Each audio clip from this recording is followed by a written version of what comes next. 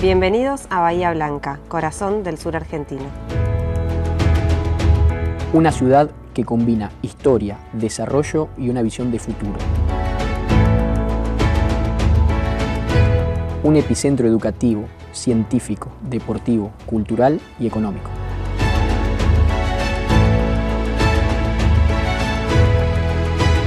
Como bahienses estamos muy contentos de recibir a colegas de todo el país en la 21ª Conferencia Nacional de la Abogacía.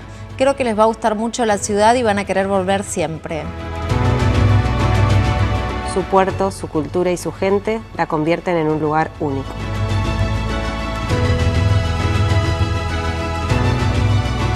Una ciudad que te invita a recorrer sus espacios verdes, así como su variada propuesta artística y gastronómica. El Colegio de Abogados de Bahía Blanca no solo es parte de la ciudad, sino que es historia viva, el más antiguo del país, comprometido con la formación, el compromiso ético y la defensa de los derechos desde 1908. Un lugar de encuentro y conexión entre colegas, que acompaña el desarrollo profesional con capacitaciones constantes y actualizadas, que busca siempre brindar más y mejores servicios para sus matriculados, generando vínculos que forjan una comunidad sólida y de apoyo mutuo. Los esperamos en mayo próximo, ya estamos en el colegio organizando todo para recibirlos de la mejor manera. Bahía Blanca y el Colegio de Abogados, unidos por la historia, el presente y el futuro. Este es el evento académico más importante que lleva adelante nuestra federación y que reúne a todos los abogados y abogadas del país y a todos los colegios de la abogacía. Los esperamos.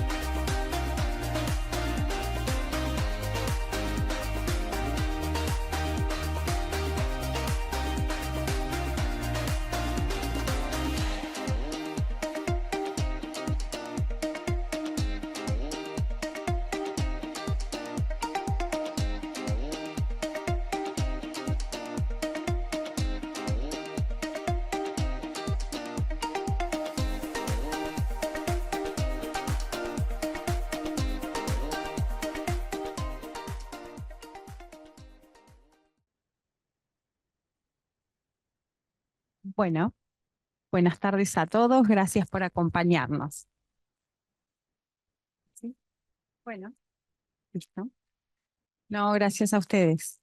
Bueno, buenas tardes a todos y gracias por acompañarnos. Yo voy a hacer un breve resumen de la Ley 27447 de trasplante de órganos, tejidos y células, que fue sancionada el 4 de julio de 2018 en realidad, y promulgada, publicada en el Boletín Oficial el día 26 del 7 de 2018. El decreto reglamentario se...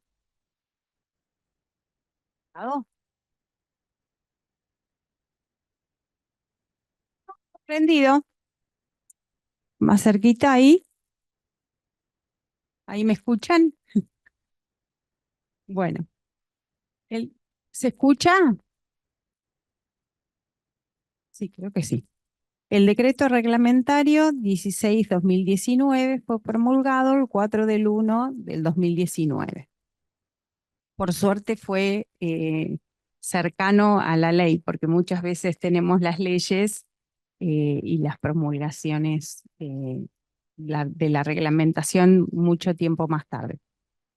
Bueno, Esta ley de trasplante de órganos, tejidos y células recibió el nombre para el común de la gente de Ley Justina en homenaje a Justina Locane, que fue una niña que estaba en lista de espera para trasplante de corazón, que falleció el 22 del 11 del 2017, a los 12 años.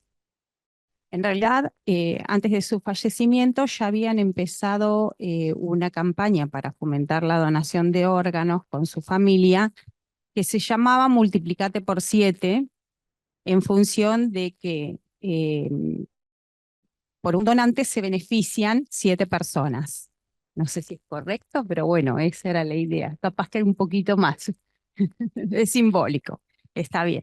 Lo mismo que el nombre de Ley Justina. En realidad, si bien es cierto bueno, que el padre se ocupó mucho de lo que era la promulgación de la ley porque era el deseo de su hija, hay muchas ONG y equipos médicos también, es así, que venían trabajando para que se promulgue esta ley. Esta ley significa un punto de inflexión, fue y representa un cambio de paradigma, eh, porque se incorporó el consentimiento presunto, el concepto de donante presunto. Antes de la ley Justina, uno tenía que manifestar la voluntad, cualquier persona, de ser donante. Se tenía que inscribir para ser donante.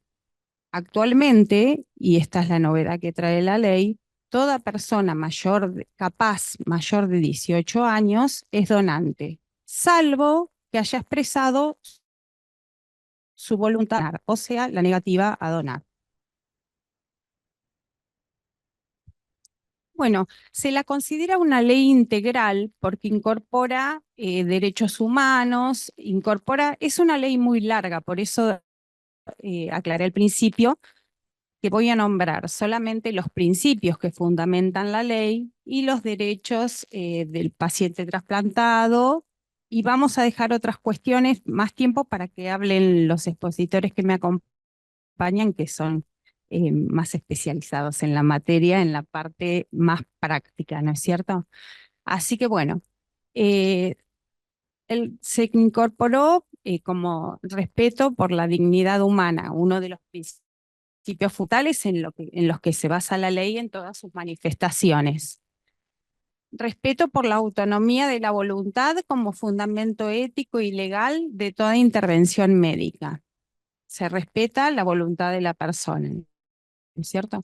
Solidaridad y justicia distributiva en la asignación de órganos, tejidos y células. Esto es así porque, bueno, hay todo un listado que se respeta en el INCUCAI, donde se van incorporando en las listas las personas de acuerdo a la emergencia.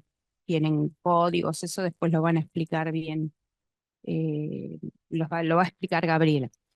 Equidad en el acceso a tratamientos de trasplante. En realidad, eh, el tema de la equidad es muy importante porque es importante que tenga acceso a los tratamientos de trasplante la gente que tiene recursos como aquella que no los tiene. Extrapatrimonialidad del cuerpo humano. Porque, ¿se escucha? Ah, pensé que me decían. Extrapatrimonialidad del cuerpo humano. Acción integral del paciente trasplantado. Esto es importantísimo, porque tiene que ver con la atención pre-trasplante, durante la intervención y todo el posoperatorio y el seguimiento tanto de la persona trasplantada como de aquella que donó sus órganos.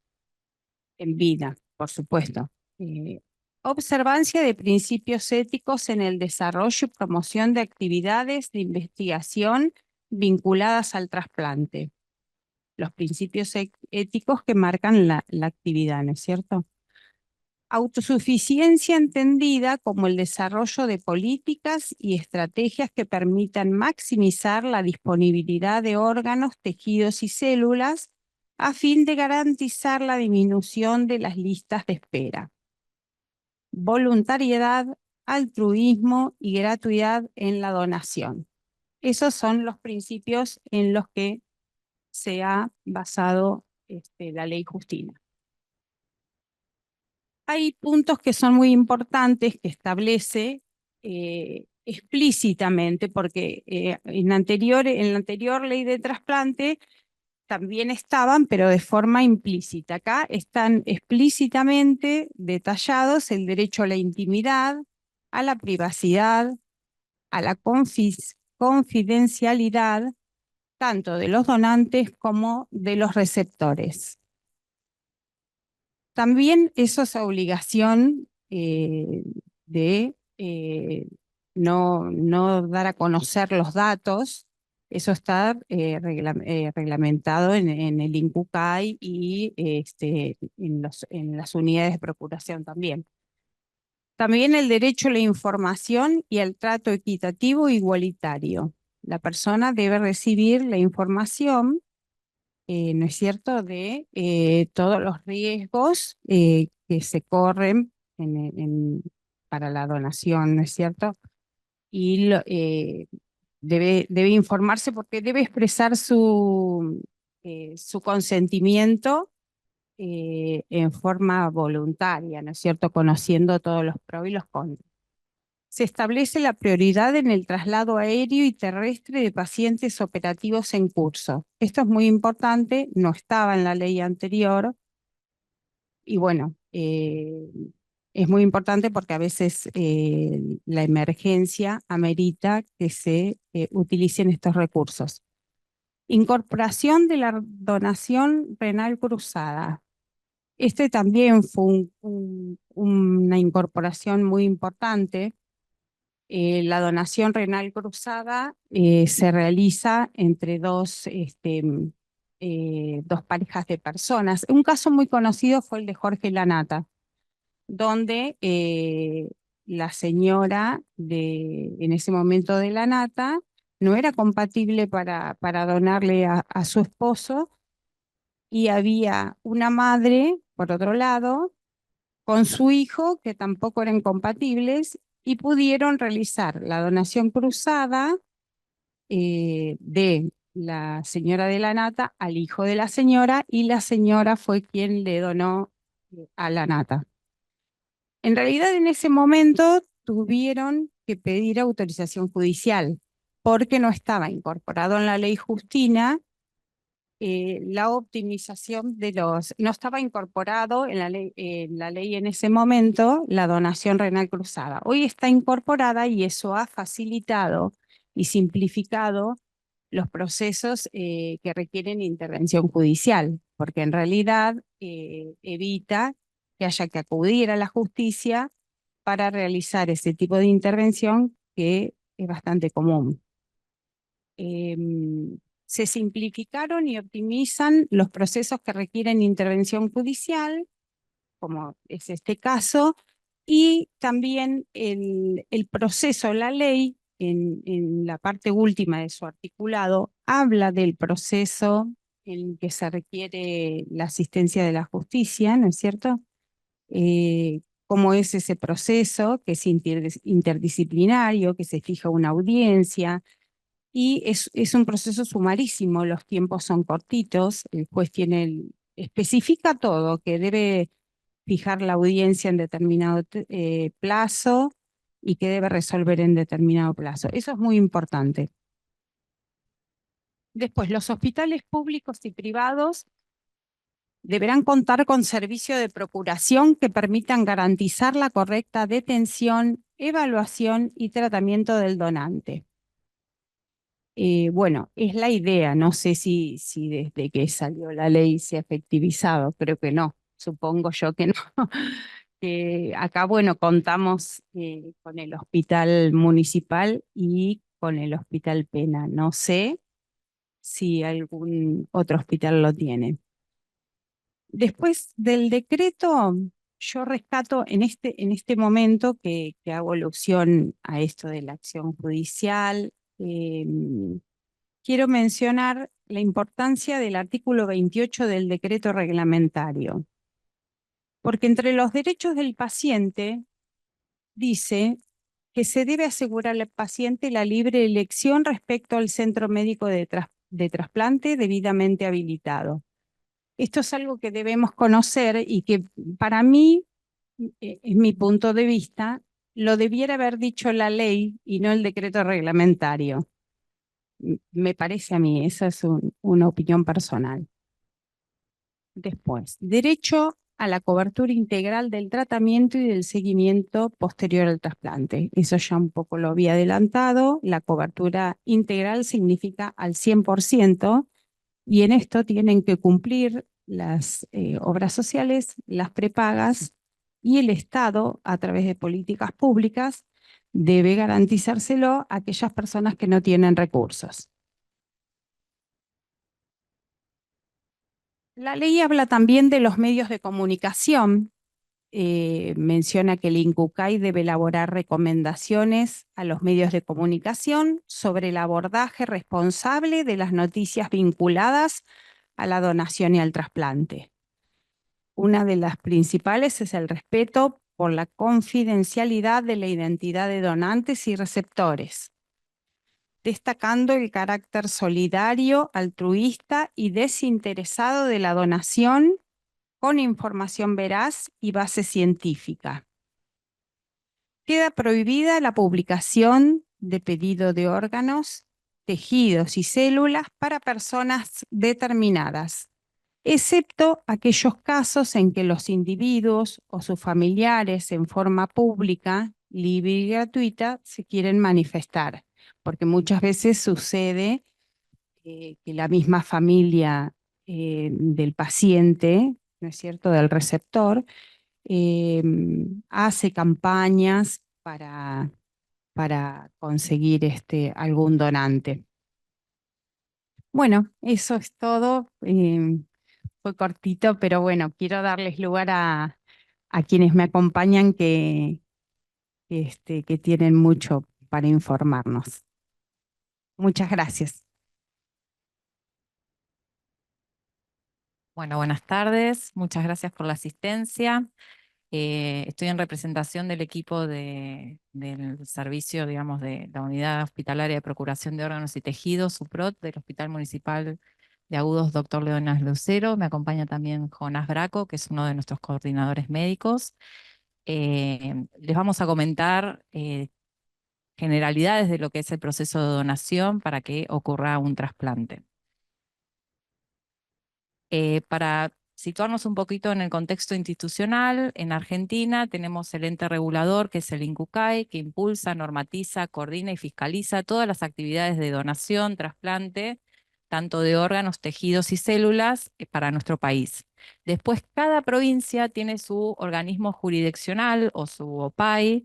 Para la provincia de Buenos Aires es CUCAIBA, que es el Centro Único Coordinador de Ablación de Implante de la provincia de Buenos Aires, que también, digamos, da continuidad al seguimiento del post-trasplante, ¿sí? Para poder darle tratamiento, como dijo anteriormente Soledad, a aquellos que se trasplantan, ¿sí? Después en Bahía Blanca, por ahí Jonás, corregime si me equivoco, en el 2016, Cucaiba nos reconocen al equipo que venía haciendo procesos de procuración porque teníamos la logística y el recurso humano para llevar a cabo los procesos de donación en la ciudad, desde lo que es la detección de un posible donante hasta lo que es la ablación con la logística de traslado de los distintos órganos o tejidos, ¿sí? Para que se puedan trasplantar. Eso fue en el 2016, que nos reconocen como unidad descentralizada de procuración. En el 2018, dentro del Hospital Municipal, nos reconocen como unidad de procuración, y en el 2022 se crea, digamos, el servicio de procuración de órganos y tejidos en el Hospital Municipal.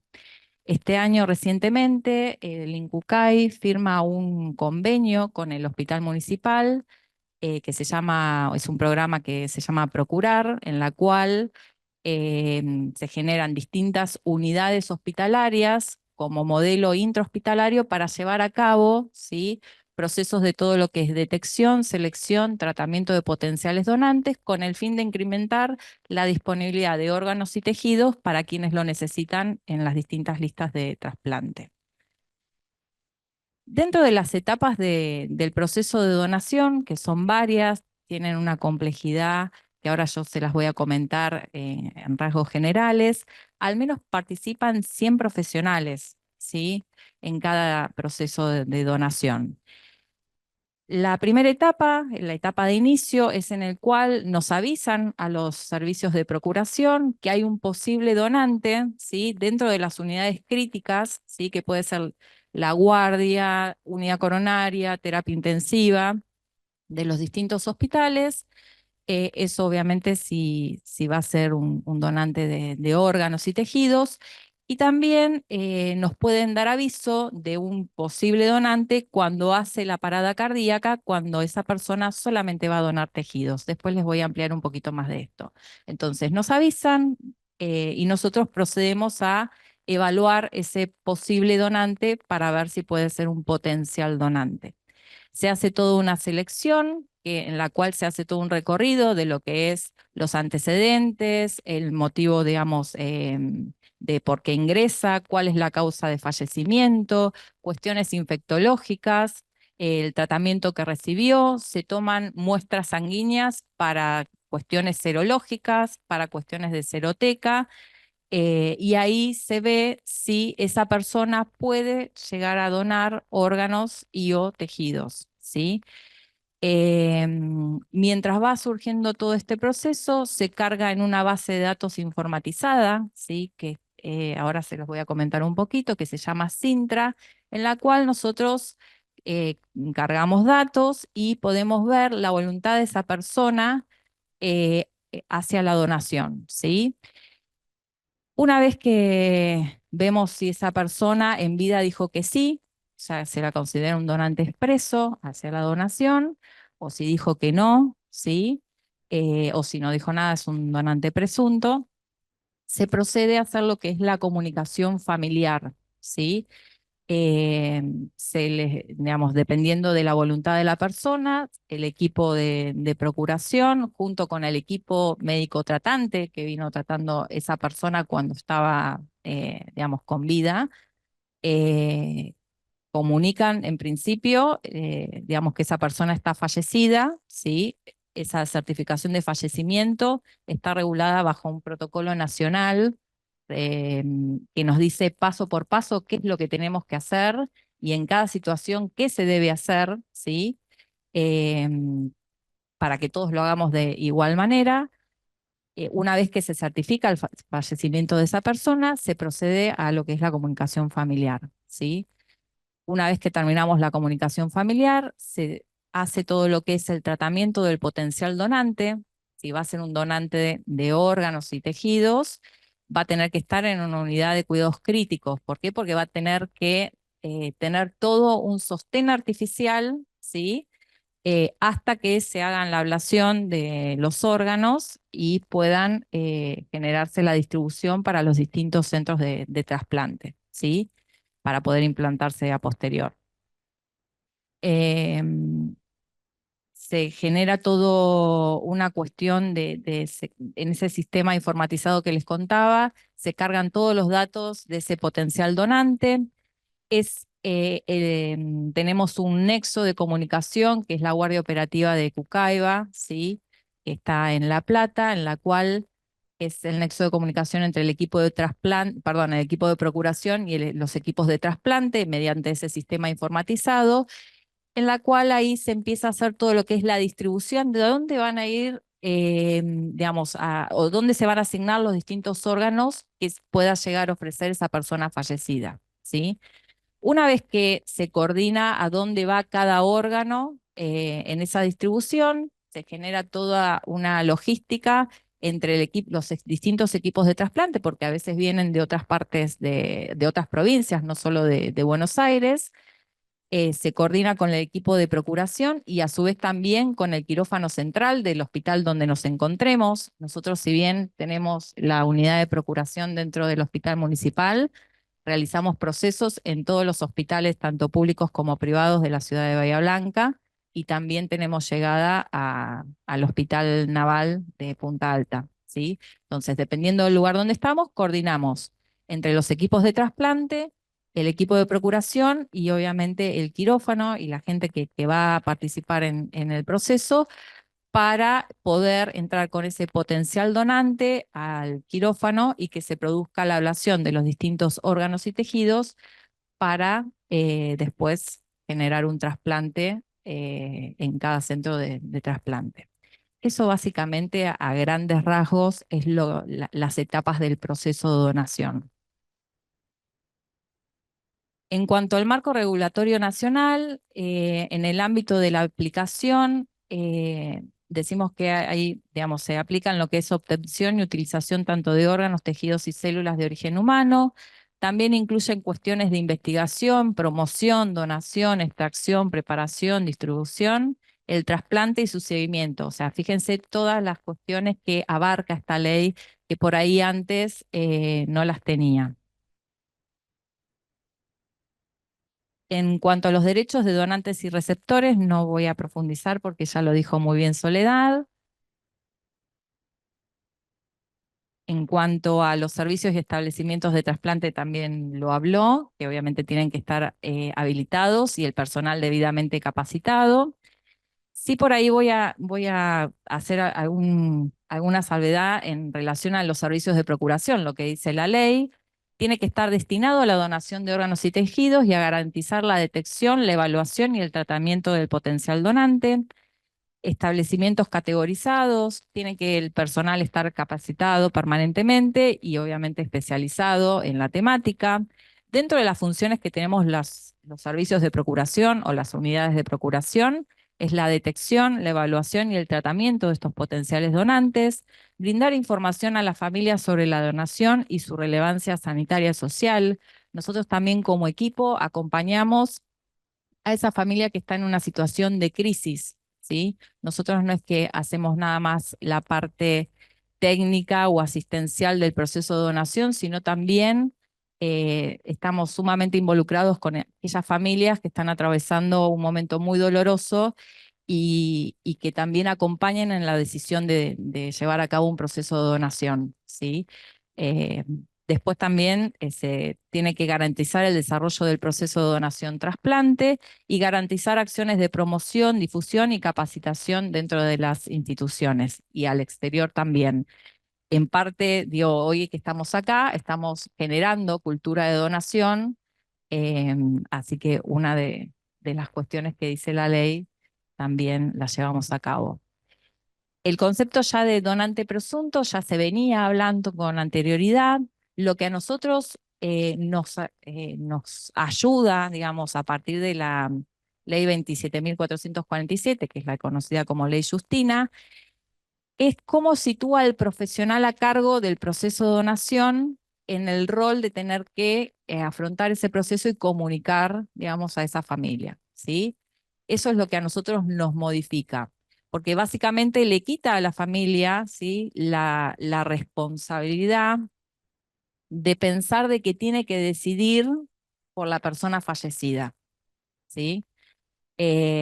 Así que bueno, esto también a nosotros nos ha facilitado comunicaciones y el abordaje también con la familia, más allá de que por ahí en los distintos formularios que uno llena y que hay que completar, han cambiado, digamos, algunas cuestiones dialécticas, que antes se pedía autorización o testimonio y ahora se habla de comunicación familiar, ¿sí?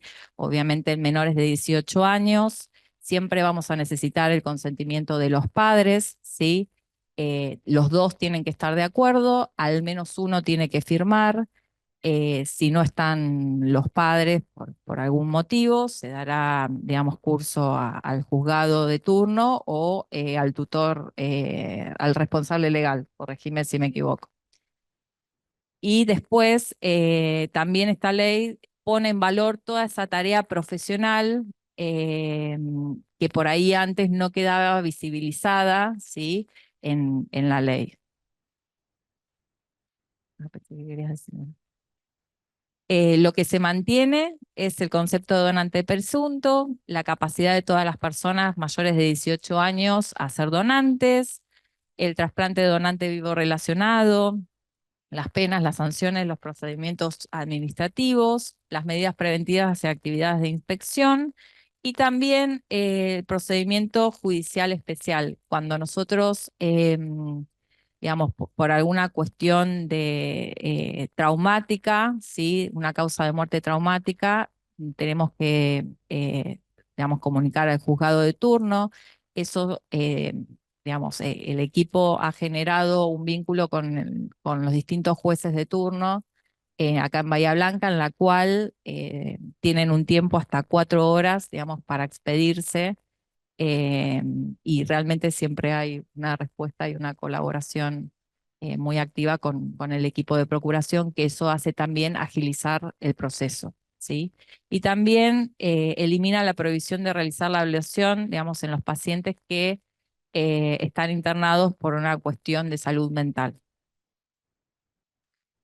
En cambios más relevantes, ya Soledad los dijo la mayoría, sí para agregar que se optimizan tiempos de diagnóstico de muerte. Esto nosotros una vez que teníamos un posible donante y empezábamos a hacer todos los pasos para certificación de muerte, había que esperar más tiempo del que hay que esperar ahora, ¿sí? Eso a nosotros también agiliza los tiempos y también lo que hace esta ley incorpora, digamos, un organismo asesor del INCUCAI, que es el COFETRA, que es la Comisión Federal de Trasplante, en la cual se juntan al menos una vez por mes y tratan todas las problemáticas en cuanto a la procuración y el trasplante en nuestro país. Bien, entonces, para resumir un poco, ¿quiénes pueden ser donantes? Aquellos mayores de 18 años que digan que tengan una voluntad afirmativa hacia la donación, ¿sí? También podemos tener una manifestación negativa. Siempre hay que saber, digamos, que esta manifestación la podemos cambiar a lo largo de nuestra vida, no es una manifestación definitiva y que siempre se va a respetar la voluntad de la persona fallecida. Si dijo que no, es no, ¿sí? Por más que la familia quiera, ¿sí? Si dijo que sí, se respeta la voluntad del fallecido. Pero si no dijo nada, que es lo que se conoce como donante presunto, para nuestra ley, somos donantes, ¿sí? Otra de las cosas que por ahí modifica la ley es que nosotros cuando manifestamos la voluntad afirmativa a la donación lo podemos hacer con fines de trasplante o con fines de investigación y también aclarar qué órganos y tejidos quiero donar, ¿sí? Eso también se puede hacer. ¿Cuáles son los canales habilitados para expresar esta voluntad de donación? Bueno, el INCUCAI, el RENAPER, los registros civiles y de capacidad de personas. Cuando se hacen los distintos, por ahí en distintas situaciones que uno tiene, hay campañas y que toman las voluntades de donación a través de los organismos jurisdiccionales. Por ejemplo, no sé si nosotros hacemos una determinada campaña, tomamos las actas, eso cuenta como un canal habilitado. Después también se puede mandar un correo anónimo por el correo oficial, que eso va al INCUCAI. Y si no, hay algo que no está en la ley, pero sí está vigente y se toma como manifestación válida, es la aplicación Mi Argentina. ¿Sí? Antiguamente uno entraba a la página de Cucaiba o a la página del INCUCAI y directamente cargaba los datos. Ahora esas dos páginas redireccionan a la aplicación Mi Argentina. Cabe destacar que el carnet de conducir, que es una de las preguntas que generalmente nos dicen, no es un canal habilitado porque no cruza la base de datos con el INCUCAI. ¿Sí? ¿Qué hacemos los equipos de procuración? Bueno, detectamos posibles donantes. Tenemos 2 programas federales en nuestro país, que son subprogramas. Uno que detecta a aquellas personas que pueden llegar a donar órganos, ¿sí? Y tejidos, que es uno de los subprogramas. Y el otro que detecta personas fallecidas en las cuales pueden donar tejidos, ¿sí?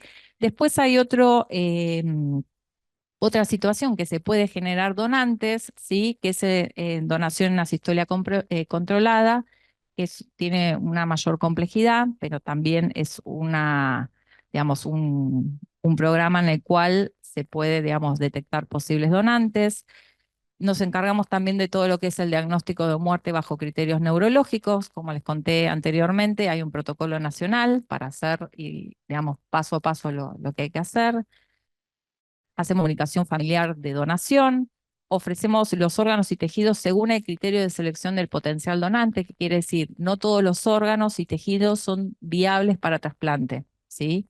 Así que eso evalúa el equipo de procuración y el equipo de trasplante, ¿sí? Depende de dónde esté, va a ver si ese órgano va a poder ser viable para trasplante para el receptor que tenga en la lista de espera.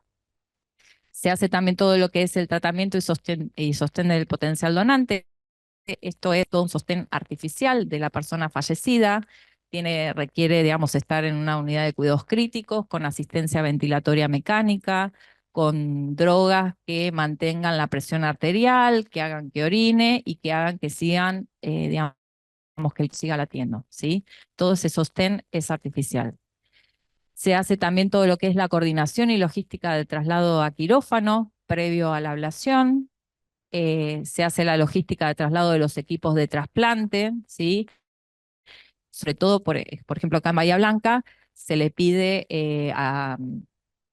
o a la Guardia Urbana o a Defensa Civil o a quien esté disponible, digamos, en ese momento, que vaya a buscar los equipos de trasplante al aeropuerto y los lleve, digamos, a la institución donde se está ocurriendo, digamos, el proceso de donación y que después los vuelva al aeropuerto. Muchas veces, dependiendo de los órganos que se vayan, digamos, a ablacionar, tienen que ir cortando las calles con sirena. ¿Sí? Entonces, necesitamos también de la coordinación y la logística hasta el aeropuerto, ¿sí? Y después también nos encargamos, una vez que finaliza todo el proceso, de ponernos nuevamente en contacto con esa familia del donante, ¿sí? Eh, para comunicarle, digamos, qué órganos y tejidos se pudieron ablacionar y obviamente poder realizar la entrega del cuerpo en las mejores condiciones a esa familia para que pueda despedirse de la manera que ellos consideren. Este es el sistema que les decía, que es una de información de procuración de trasplante de la República Argentina. Es un sistema informatizado para lo que es la administración, la gestión, la fiscalización y la consulta de todas las actividades de procuración y trasplante, tanto de órganos como de células, ¿sí?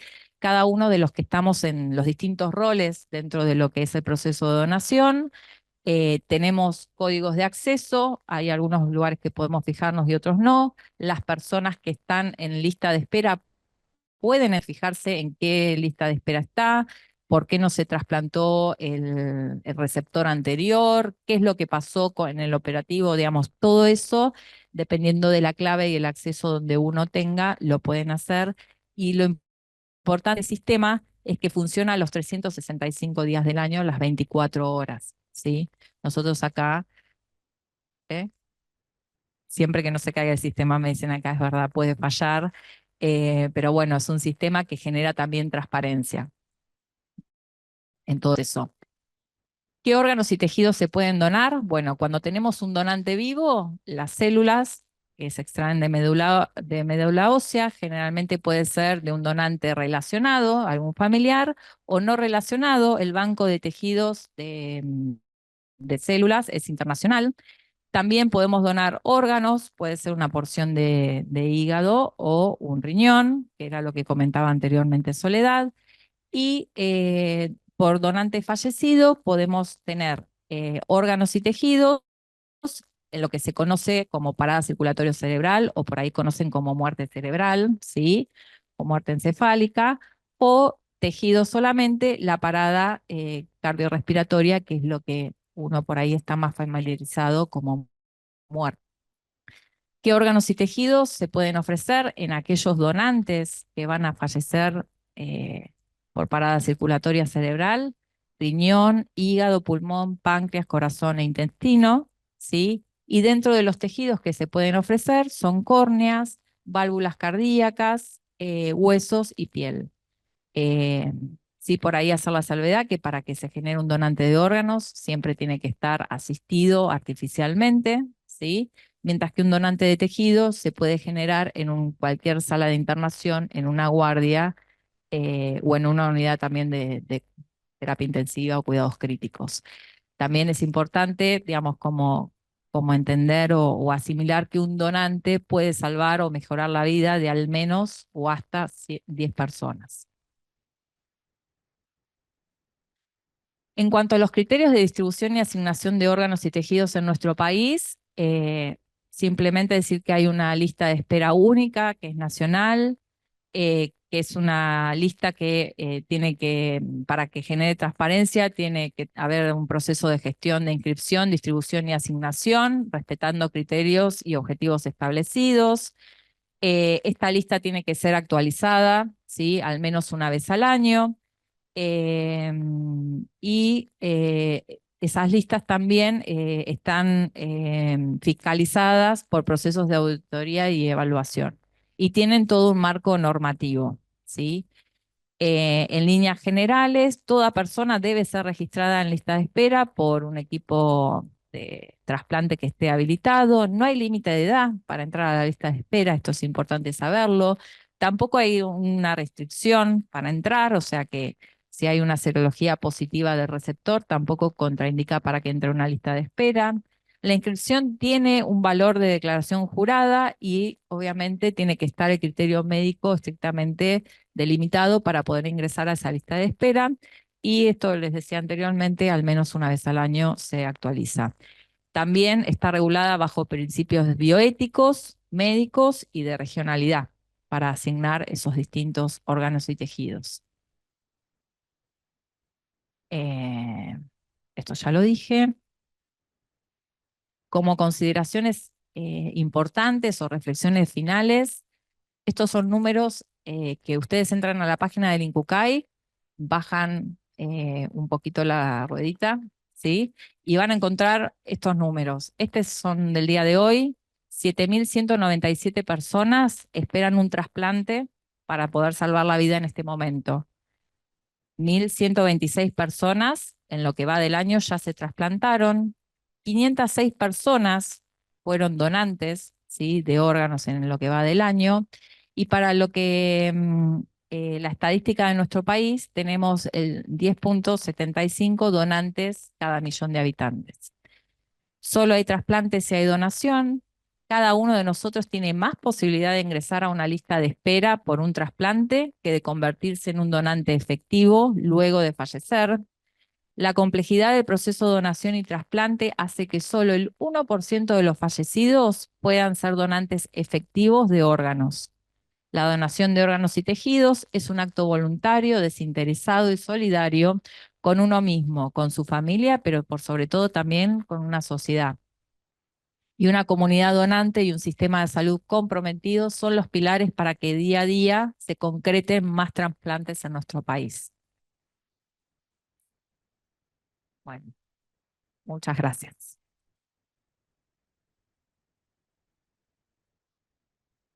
Hola Sofía, ¿cómo estás? Bueno, yo me presento, ya me presentaron, soy Jonas Braco, soy coordinador regional de Cucaiba en la ciudad de Bahía Blanca, en la región sanitaria, ex jefe de servicio de procuración de órganos del Lucero y hoy médico de de procuración y trasplante del Lucero. En cuanto a las obligaciones de las instituciones, es toda institución que tenga la viabilidad de generar donantes de órganos necesita hoy legalmente asignado un equipo de procuración de al menos 1 o 2 personas que trabajen para llevar adelante la procuración. La realidad es que los únicos hospitales que generan eso racionalmente hoy son los hospitales públicos. Los hospitales privados de la ciudad, de nuestra ciudad y de otras ciudades y dentro del país, están lejos de poder cumplimentar eso, salvo instituciones importantes que generan trasplante de órganos, como puede ser el italiano, el alemán, el británico o alguna otra institución que tiene procuración porque tiene trasplante. Lo que pasó históricamente es que las instituciones que trasplantaban y trasplantaban la mayor parte de los ciudadanos de nuestro país privadas, no tenían unidades de procuración y no generaban ningún donante durante toda su historia. O generaban un donante y trasplantaban 500 personas, ponele. Entonces eso fue algo fundamental que la ley intenta tratar de cambiar. Muchas de las instituciones privadas a partir de ello generaron sus unidades o servicios de procuración y en ese contexto, esto que estabas preguntando por ahí recién. ¿Qué tienen que hacer las instituciones privadas? Generar un equipo que pueda empezar a detectar y declarar a las personas que fallecen.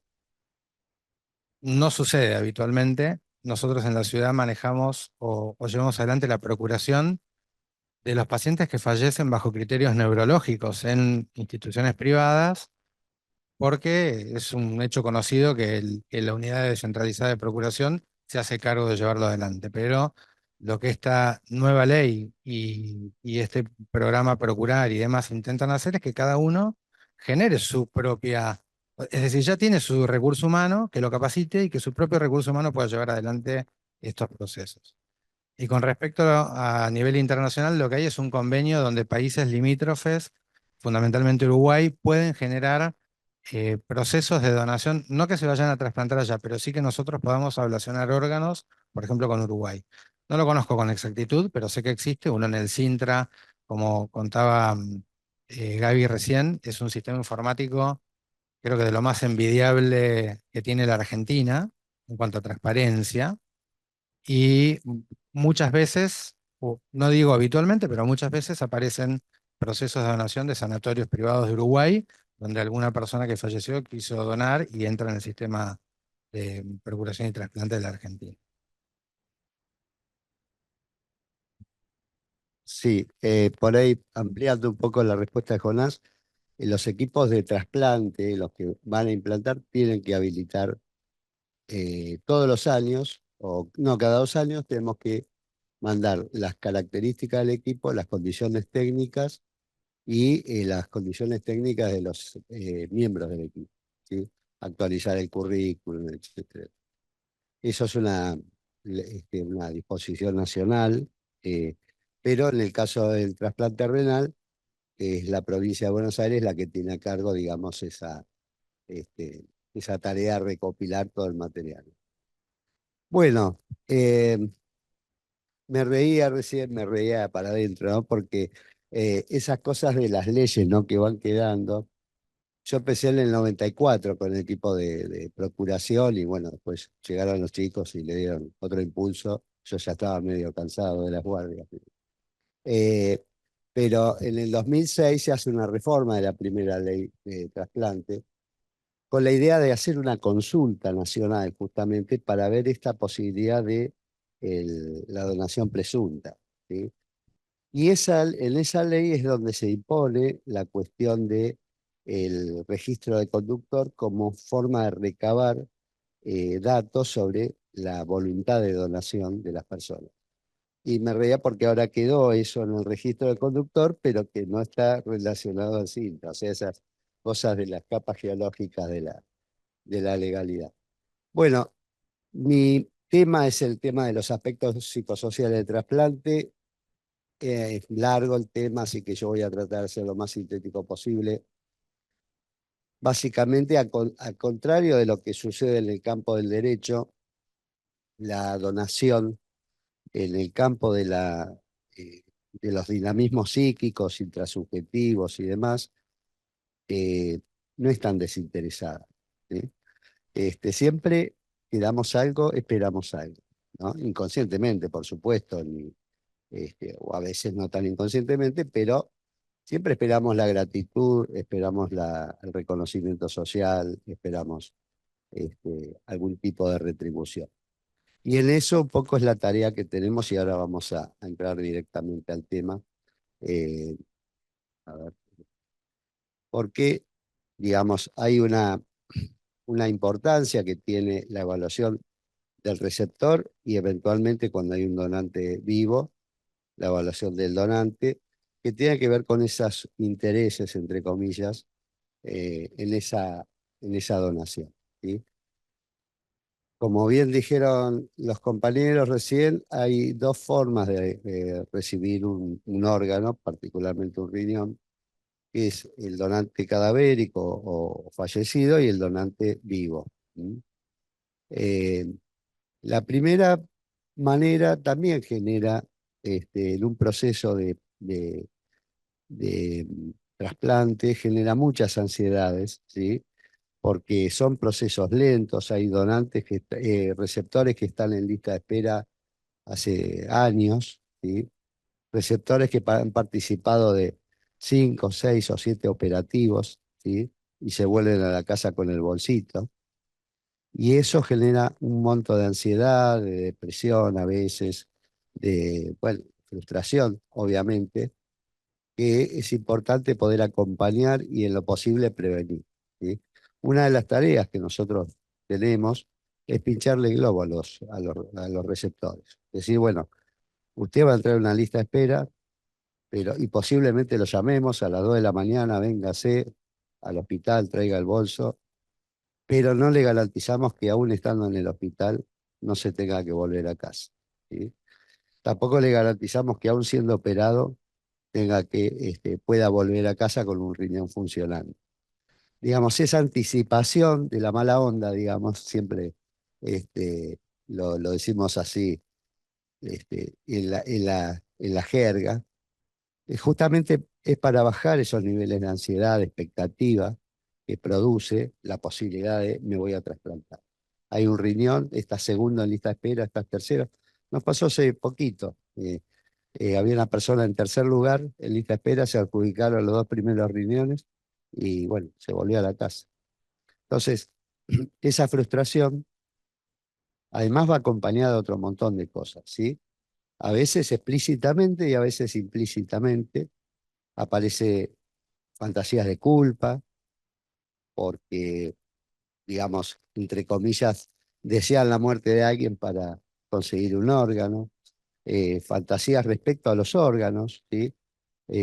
Sobre todo cuando es trasplante cardíaco, aparece esta cuestión porque todos tenemos una simbología puesta en el corazón, y aparece esto de si me van a transmitir con el órgano los sentimientos, y a veces aparece bastante explícitamente, otras veces no tanto, pero recuerdo siempre un paciente que iba a recibir un órgano en un operativo de una mujer y decía, me pondré amanerado, ¿no? Como su temor era perder su virilidad por tener un corazón femenino. Y yo le decía en broma, capaz que te pongas más sensible, ¿no? Pero básicamente, siempre en los procesos que estoy luchando con ¿anda esto? Ahí. En los procesos de trasplante está latente la posibilidad de la frustración, ¿sí? Y cuando más tiempo pasa, sobre todo los pacientes en diálisis, está más latente eh, la depresión por la espera y por la frustración de que no aparezca un órgano. Entonces, todo esto hace que, ni hablar cuando son órganos vitales como el corazón, ¿no? Lo que se acerca ya no es el no soltar la máquina de diálisis, sino lo que se acerca es la posibilidad o la inminencia de la muerte, ¿sí? Eh, Cuando la posibilidad está en un donante vivo, aparecen otros factores agregados, que es esto que decíamos de la gratitud que le significa al receptor con respecto al donante, ¿sí? Ahora, no siempre la donación es adecuada o es posible, ¿sí? Porque hay que ver cuáles son esas motivaciones, a veces es hasta una extorsión afectiva, a veces es hasta una forma de saldar una deuda simbólica, no, por supuesto no material. Eh, y entonces también hay que trabajar esas cuestiones con el dolor que significa renunciar a un trasplante de un donante vivo, ¿sí?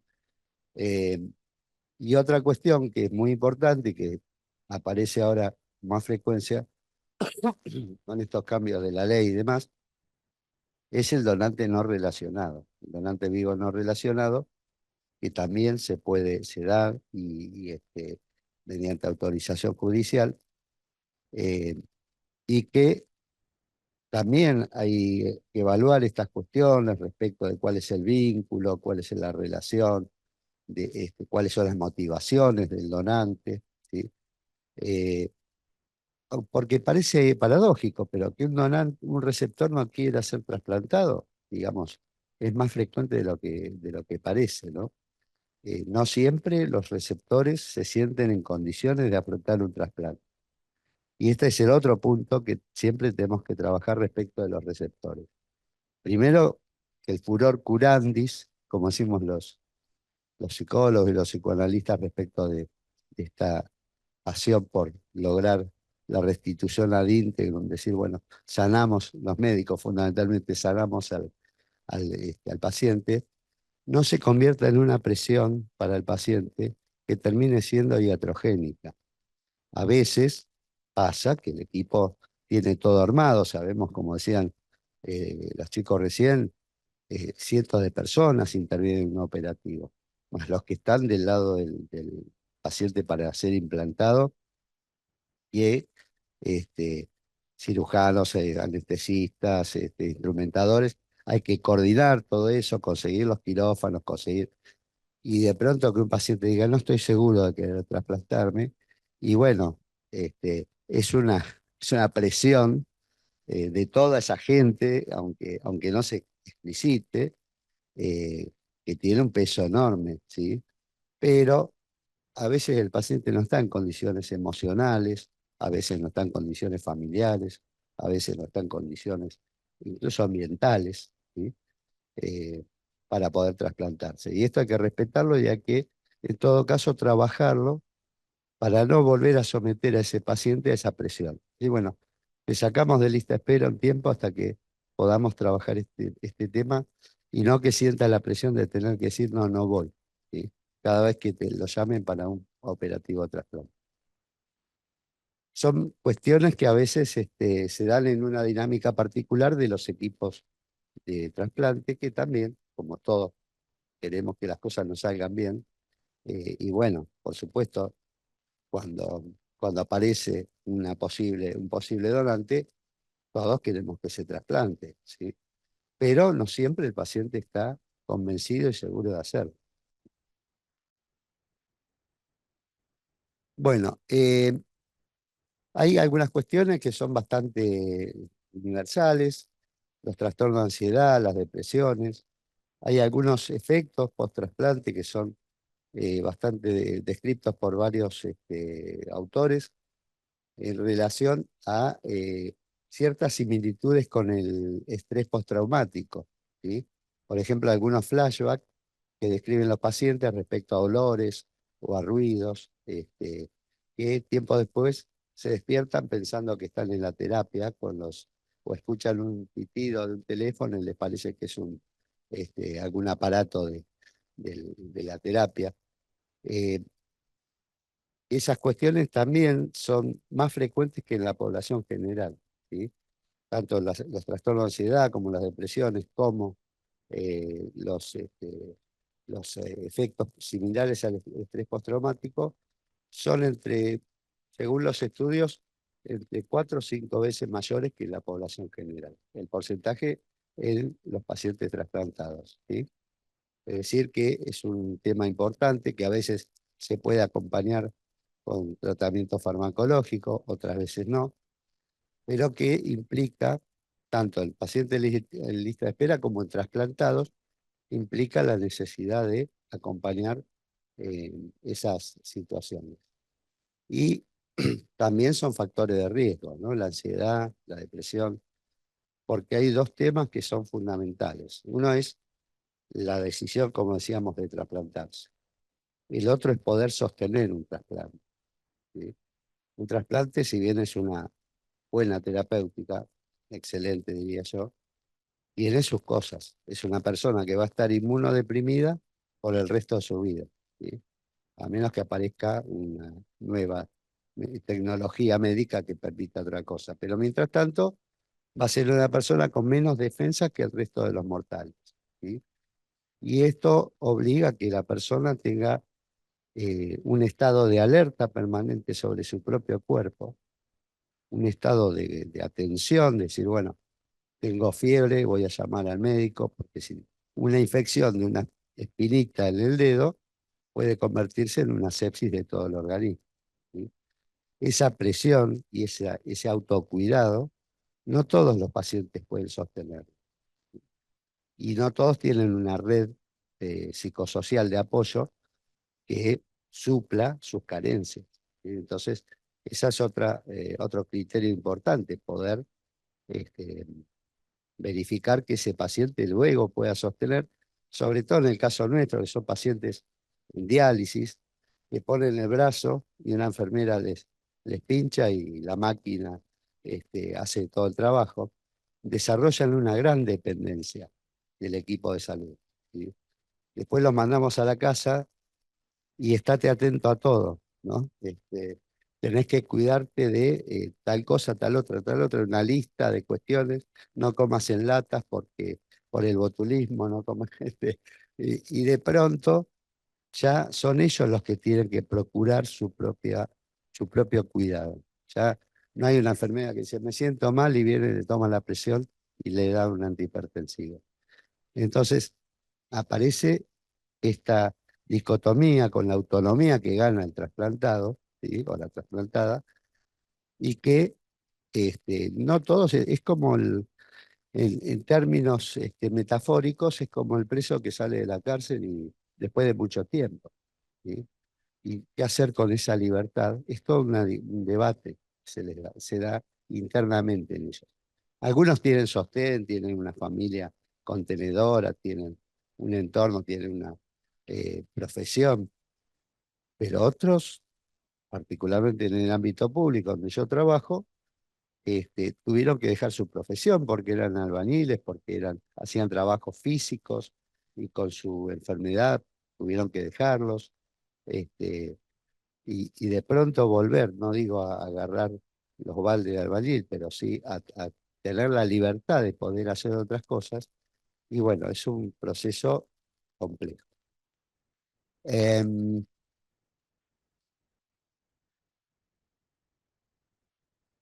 bueno, esto ya más o menos lo vimos. Hay algunas cuestiones que se nos plantean permanentemente en los equipos de salud.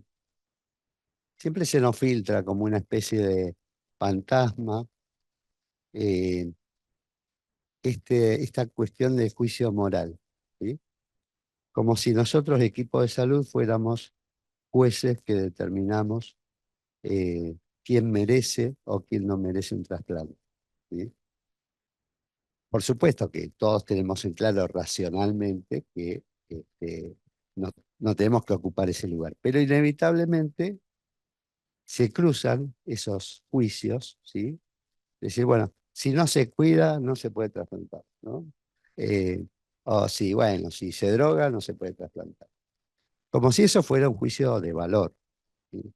Y en realidad alguien que es adicto y que tiene recurrencias, no se puede trasplantar porque su patología de base no le permite tener control de muchas situaciones, y un paciente trasplantado no puede ser una persona que pierda el control y se olvide de la medicación, no sepa si tomó 10 pastillas, si tomó una, pero no por la adicción en sí, porque además, bueno, sabemos que algunos tóxicos además perjudican el órgano implantado y una serie de cuestiones, pero no es un juicio de valor, ¿sí? Sin embargo, siempre estamos luchando con los psicólogos, sobre todo con el equipo médico, con el equipo de enfermería, porque se cruza esa cuestión, ¿no? Si va a hacer caso al tratamiento, que es lo que llamamos la adhesión o adherencia al tratamiento, si va a poder entender las consignas, y a veces hablamos en difícil, hablamos complicado, y les tiramos un montón de información de golpe por la cabeza, que el paciente dice que sí, pero después se le complica poder comprenderlas plenamente. Y sobre todo, más que comprenderlas, internalizarlas. Es decir, bueno, no hago lo que me dice la doctora, hago lo que tengo que hacer. Es la diferencia. este, muchas veces aparece esta cuestión de poner el dedito, ¿no? Si vos no haces tal cosa, te vas a morir y bueno, después termina tomando el medicamento porque le dijo así la doctora, pero no porque tenga conciencia plena del peligro. Claro que sería por demás angustiante, ¿no? Eh, Conflictos éticos se presentan permanentemente, ¿sí? Esto de eh, dirimir si alguien que no me cae bien merece un trasplante, si alguien que es antipático, que se pelea con los médicos, digamos. Todos sabemos que se lo merece porque es una persona, es un sujeto humano y eso racionalmente lo sabemos. Pero permanentemente los equipos tenemos que pelear con nuestras propias sesgos, nuestros propios prejuicios, nuestros propios dilemas, ¿sí? Después también, si hay discordancias entre familiares, por ejemplo, ¿no? Familiares que presionan para que el paciente se trasplante y pacientes que no están listos para trasplantarse, ¿no? Eso, el deseo de los otros también tiene un peso importante en las decisiones y hay veces que cuando uno se aparta con el paciente y puede conversar con él, eh, lo dicen con franqueza. Yo no estoy seguro de querer trasplantarme. ¿Por qué? Porque estoy estudiando tal cosa, porque quiero recibirme, porque tengo tal proyecto. Pero la presión del entorno es tan fuerte, no solo del equipo médico, sino del entorno personal, que se siente obligado a hacerlo. Y ahí también tenemos que oficiar de mediadores para poder, de alguna manera, eh, tratar de que ese paciente se respete la voluntad de esa persona. Desde ya que nosotros, particularmente yo, no soy psicólogo tratante de los pacientes, ¿sí? Nosotros hacemos un proceso de acompañamiento, de evaluación de estos riesgos, de estas cuestiones, y y si necesitan tratamiento, lo derivamos a un profesional, porque es otro el vínculo que tenemos. Nosotros estamos como el resto de las enfermeras, de los médicos, a veces más ansiosos que el paciente de que reciba un trasplante, ¿sí? Entonces tampoco podemos tener la distancia óptima para poder atender a esos pacientes. Y también muchas veces, y como esto en el colegio de abogados, me pareció oportuno poder pensar el rol que pueden tener los abogados eh, con, con Sofi y con Manuela siempre interactuamos mucho en el hospital eh, respecto de algunas situaciones que pueden ser complejas este, y en las cuales muchas veces la escucha y la mirada del abogado nos puede ayudar a salir de esto que decía, de estos prejuicios, de estos preconceptos, decir, bueno, es un mal arriado, pero cumple con el tratamiento y necesita el trasplante como cualquier otro, ¿sí? Este, y sacar esa mirada del derecho que tiene el sujeto como sujeto de derecho que es, este, nos ayuda muchas veces a discriminar mejor las decisiones que tenemos que tomar. Y por otro lado, este, viene bien tener la mirada de abogados para acompañar también la información adecuada que el paciente puede recibir. Esto es muy importante. El consentimiento informado a veces lo tomamos como un trámite, ¿sí? Y son 10 páginas de cosas que te pueden pasar horrorosas, ¿sí? Eh, y que si es como leer las contraindicaciones de los medicamentos, ¿no? Si las lees no las tomás, pero el consentimiento informado es necesario que el paciente lo pueda comprender, ¿sí? Y no escupírselo para que sacarlo y hacerlo rápido, ¿sí?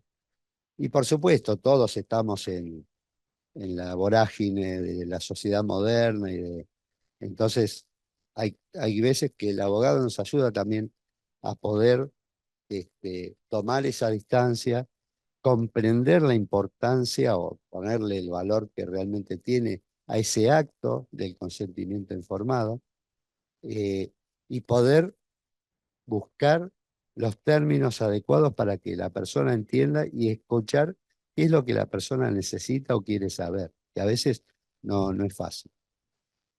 Bueno, y por último, les pongo un caso para discutir si quieren. Es un caso de un donante en vida, una mujer que le quiere donar un riñón a su hermano, ¿sí? Es un caso real que fue modificado, digamos. Pero hay otros familiares que se oponen porque esta mujer dice que tuvo tratamientos psiquiátricos, que no entiende muy bien de qué se tratan los riesgos y que tiene antecedentes de salud mental. Entonces, nos genera la duda al equipo de salud cómo proceder de acuerdo a la ley justamente de trasplante. Y el dilema que plantea es que el abogado del hospital debe mediar en la situación para garantizar que se cumplan las leyes argentinas sobre la donación en vida, asegurando que la donante esté tomando una decisión plenamente informada. Se los tiro, ustedes me dirán cómo lo resuelven. No sé, vos que sos la especialista. Y ahí hay que evaluar la situación de la persona, a ver si tiene un problema de salud mental, como decía hoy Gaby, y ver si está en condiciones de, porque es donante en vida, así que si está en condiciones de manifestar su consentimiento. Ese es el tema. Le tirar la pelota a los psicólogos. No, no. No, no, es así. No, porque Claro, también. claro. Esto que comentaba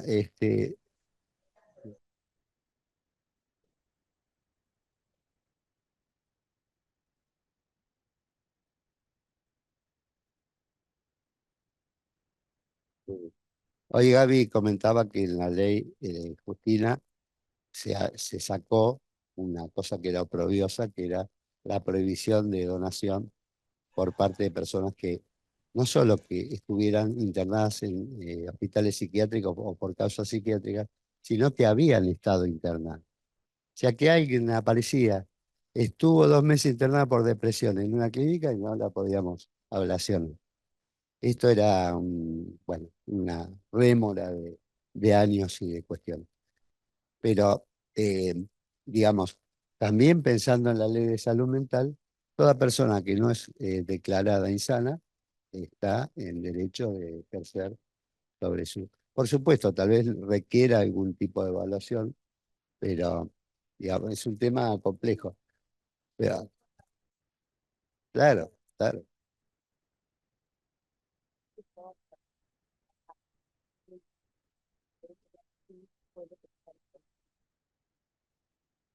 Sí, sí.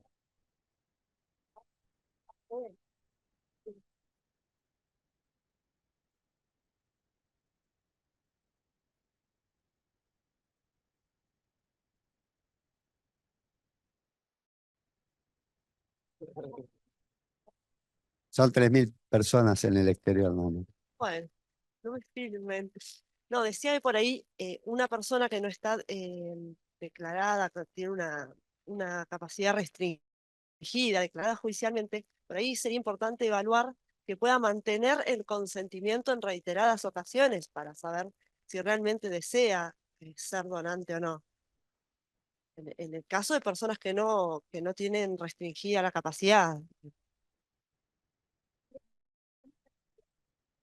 Hay que ver si comprende.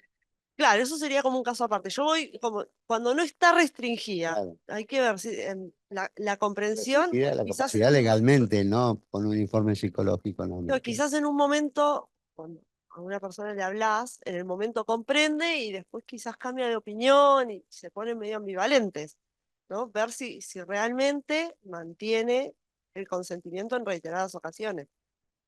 Yo voy a hablar del sentido común, no como de abogacía, poco sé. Pero yo digo, una persona que según su familia no está en condiciones de decidir sobre su cuerpo, ¿sí? y no tiene ningún tipo de restricción sobre su autonomía, ni sobre sus bienes, ni sobre... Digo, esa misma familia nunca hizo ninguna presentación para decir no está en condiciones de administrar sus bienes, por ejemplo. Entonces yo diría, esa persona está en condiciones, más allá de después lo que nosotros como psicólogos veamos si lo hace por altruismo patológico, porque cree que va a sobrevivir en el cuerpo de su hermano, porque digo, las cuestiones del plano inconsciente o fantaseado que pueda haber detrás de eso. Pero si no, quedaríamos pocos, digamos, en condiciones de ser donantes. Ahora, si hay por supuesto, si hay una restricción legal, un juicio de insanía o una declaración de discapacidad de algún tipo, bueno, quizá requiriéramos, no sé qué otro tipo de opinión, pero para ver si esa persona puede ser donante o no. Eh, pero en principio, y ahí es donde se nos filtra también esta cuestión del ideal, ¿no? Platónico, decir, bueno, ¿cuál es el donante ideal? No existe el donante ideal en términos de autonomía, ¿no? Sí, bueno, todos donamos por algo esperamos, algo deseamos, este, aunque sea porque el otro sepa que lo amo o la amo, ¿no? Y que a través de ese órgano yo le doy un poco de... Ahora, es lo mismo que pasa muchas veces con las fantasías que se juegan en el donante cadavérico, ¿no? Esto de, eh, porque el órgano tiene la cualidad de metáfora, es decir, una parte representa el todo. Entonces, si el corazón de mi hijo está en esa persona, está mi hijo, ¿sí? Y esto, por eso es tan importante esta restricción con respecto a la confidencialidad de donantes y receptores. A veces es imposible, hoy en día con las redes sociales se acabó, pero por lo menos no fomentar desde el equipo de salud esa cuestión que a veces pasa y a veces le toca a una persona que no está completamente estructurada en su psiquismo y termina creyendo que ahí está su hijo, ¿sí? Y entonces después vienen los problemas, ha pasado, ¿no? Hasta incluso intervenciones judiciales para poder apartar a la mamá de un donante, porque ya era invasiva la presencia en la casa del receptor, ¿sí? Este, se había averiguado la dirección. Entonces, en ese sentido, esa persona tampoco tiene eh, una su capacidad de decisión totalmente abolida. Pero ahí se necesita una intervención judicial, ¿no? ¿Quieren otro? ¿Sí? ¿Sí? Eh, un paciente de 35 años que es considerado para un trasplante. Durante la evaluación se descubre que el paciente tiene dudas sobre el procedimiento y una comprensión limitada de los riesgos, planteando desafíos para el equipo médico en asegurar un consentimiento informado adecuado. El dilema se plantea que se debe decidir si el consentimiento otorgado cumple con los requisitos de la ley, especialmente en términos de autonomía del paciente. El abogado del hospital interviene para garantizar que se respeten los derechos del paciente conforme a la legislación argentina. ¿Qué les parece? ¿Cómo sé yo que el receptor entendió todo lo que tiene que entender, ¿no?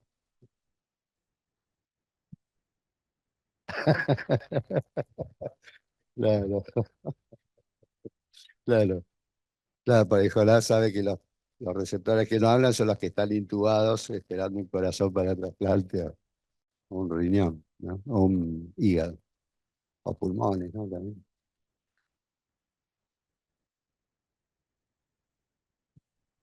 No, que por supuesto que nunca he visto cómo es el consentimiento informado en el caso específico de la donación de órganos, pero la verdad es que en otras prácticas médico-asistenciales el consentimiento informado queda reducido a un modelo, una plantilla que se firma, que bueno, que a los efectos legales en realidad no puede ser considerado un consentimiento informado, pero entonces en este caso hacer hincapié en que el consentimiento informado verificar que sea un proceso de diálogo, ¿no? Entre el equipo médico y el paciente, quizás en varias entrevistas por parte de un equipo multidisciplinario, ¿no es cierto? Verificar que esa etapa de diálogo médico-paciente, donde se pongan de manifiesto los riesgos o las consecuencias que implica la práctica, bueno, sea completo, sea reforzado. Me imagino que en el caso de la donación de órganos, el consentimiento informado, les pregunto, en la práctica asistencial debe tener una importancia muy, ¿no? A diferencia de por ahí otras prácticas eh, médicas, que vos te vas a hacer un estudio y te hacen firmar un... Sí, básicamente es fundamental por esto. Claro.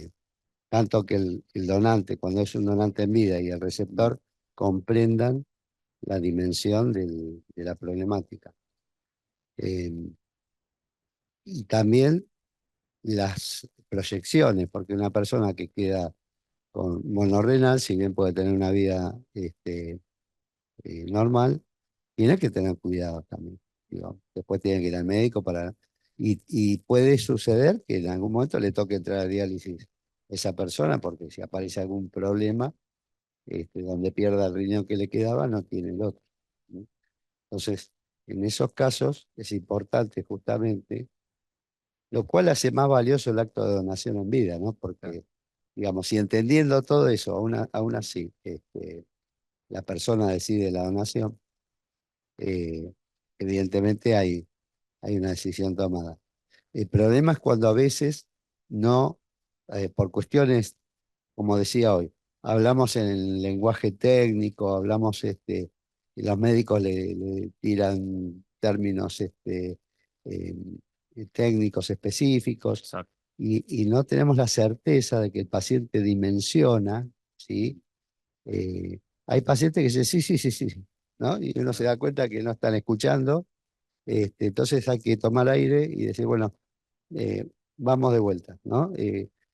Pero bueno, no siempre estamos 100% seguros de que ese paciente captó en esencia la cuestión. Y también uno debiera pensar que si, ya digo, si todos leemos y captamos en esencia las consecuencias de un prospecto médico, de un prospecto de un medicamento, posiblemente no lo tomemos, ¿no? Entonces, eh, a veces, y hay muchos trabajos al respecto, no es fácil delimitar eh, la, la cuestión racional, ¿sí? De la cuestión afectiva que puede tener el paciente. Y uno puede decir, mira, yo entiendo todo, pero es mi hijo y yo voy a donarle el riñón, ¿sí? Y ahí empatizamos y no pongo en tela de juicio. Ahora, si una piba de 17, 18 años, que ya está en mayor de edad, o de 21, ponele, me dice, yo le quiero donar el riñón a mi mamá, y a nosotros nos hace ruido, ruido ético, ruido moral, no, legalmente no hay discusión, me parece, pero sí nos hace ruido decir, bueno, esta chica algún día querrá ser mamá, va a poder hacerlo, pero con complicaciones, algún día por ahí quiera tener hijos y uno de sus hijos pueda tener algún tipo de problema renal. Y bueno, pero nos hace ruido por una cuestión de nuestro prejuicio, ¿sí? Entonces, también esos debates se dan internamente de manera permanente. Bueno, ahí puse algunas bibliografías, no sé si se alcanza a ver, si a alguno le interesa el tema, algunas cuestiones para que profundice.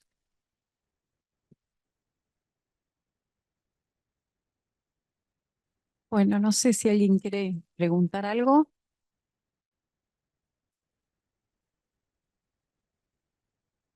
Online, no sé si hay alguna pregunta.